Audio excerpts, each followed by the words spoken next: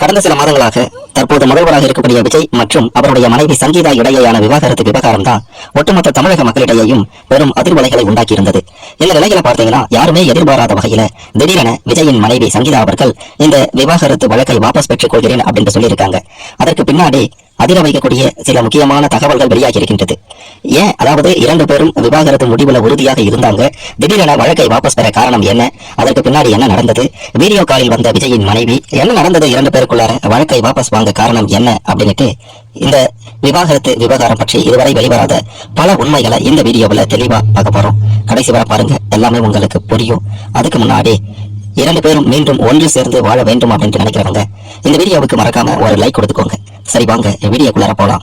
கடந்த 2025ஆம் ஆண்டு டிசம்பர் மாதம் கணவர் விஜயிடம் இருந்து விவாகரத்து பெற்று தருமாறு மனைவி சங்கீதா லண்டனில் இருந்தபடியே செங்கல்பட்டு குடும்ப நல நீதிமன்றத்தில் மனு தாக்கல் செய்திருந்தாங்க.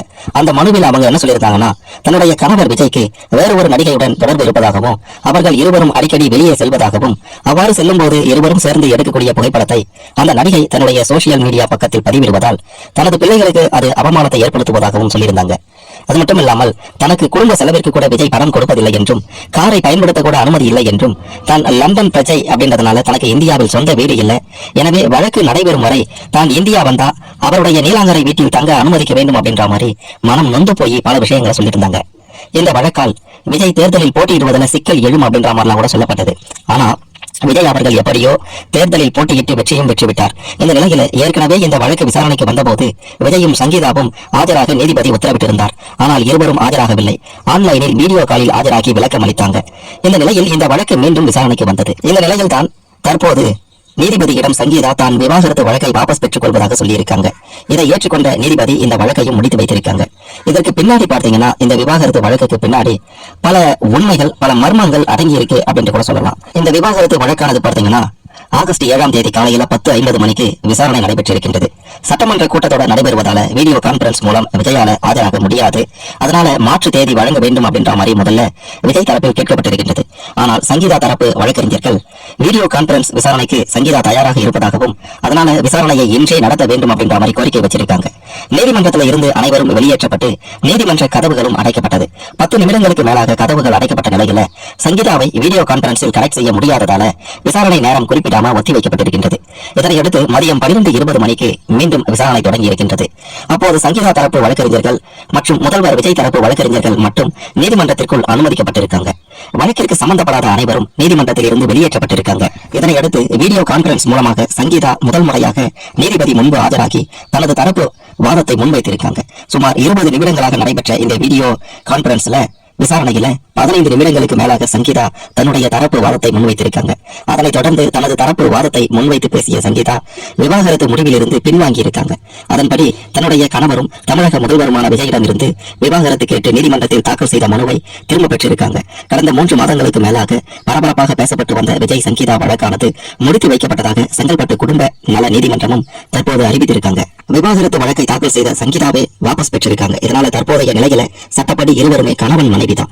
இருவரும் நீதிமன்றத்துக்கு வெளியே பேசி தங்களுக்குள் ஒரு சுமூகமான முடிவுக்கு, அதாவது இருவரும் பிரிவதற்கான முடிவை எடுத்திருந்தா இருவரின் சம்மதத்துடனும் விவாகரத்து ஆகியிருக்கும். ஆனா இதுல வழக்கையே சங்கீதா தற்போது வாபஸ் பெற்றிருக்காங்க. இதனால இருவருமே மீண்டும் சேர்ந்து வாழ இருக்காங்க அப்படின்ற தகவல் கூட வெளியாகி இருக்கின்றது.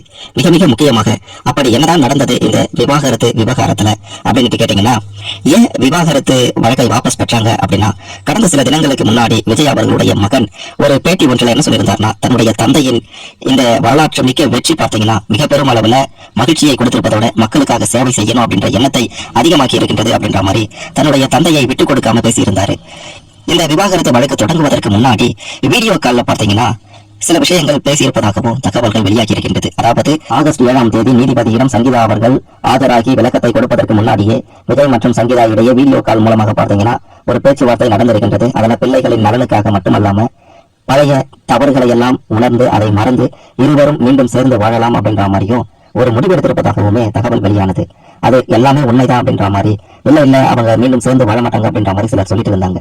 ஆனா இவங்க 2 பேருமே பார்த்தீங்கன்னா ஒரு சமரச முடிவுக்கு வந்திருக்காங்க. வீடியோ கால் மூலமா ஒரே ஒரு ஒற்றை வார்த்தை மூலமாக பார்த்தீங்கன்னா விஜய் அவர்கள் மீண்டும் இணைந்திருக்கிறாரு. ஒரு பக்கம் பிள்ளைகளின் நலனுக்காக மீண்டும் ஒன்று சேர்கிறார்கள் அப்படின்னா இன்னொரு பக்கம் விஜய் அவர்கள் மனைவி மீது அந்த அளவுக்கு பிரியம் வைத்திருக்கிறாராம். அதனாலதான் மனைவியை பிரிய அவருக்கு துளி கூட விருப்பம் இல்லை தான். வெளியிடங்கள்ல தான் பாத்தீங்கன்னா, அதாவது குறிப்பா சொல்லணும்னா சமூக வலைதளங்கள் தான் விஜய் மற்றும் சங்கீதா இடையே விவாகரத்து பிரச்சனை பிரிஞ்சிட்டாங்க அப்படின்ற மாதிரி சொன்னாலும் அவங்க தொடர்பாக அவங்களுக்குள்ளார இந்த பிரச்சனை தான் நடந்தது, அவங்களுக்குள்ளார இப்படி எல்லாம் நடந்தது, விஜய் இப்படி பண்ணிட்டாரு அப்படின்ற மாதிரியான எந்த விதமான ஒரு சம்பவம், ஒரு வீடியோ, ஆடியோ அப்படின்ட்டு எதுவுமே வெளியே வரல.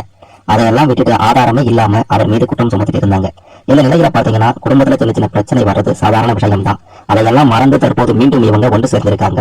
தன்னுடைய மனைவியை பிரிய விருப்பமில்லை, பிள்ளைகளுக்காக சேர்ந்திருக்கிறார். இன்னொரு பக்கம் தமிழ்நாட்டின் முதல்வர் என்ற உயரிய பொறுப்பில் தமிழ்நாட்டு மக்களுக்கு சேவை செய்வதற்காக இருக்கிறாரு. அதனால பாத்தீங்கன்னா இவங்களுக்கு இடையே இந்த வீடியோ கான்பரன்ஸ் மூலமாக நடந்த பேச்சுவார்த்தை சுமூகத்துல முடிந்து மீண்டும் ஒன்று சேர இருக்காங்க. இதை பற்றி நீங்க என்ன நினைக்கிறீங்க? உங்களுடைய கருத்துக்களை கமெண்ட்ல சொல்லுங்க.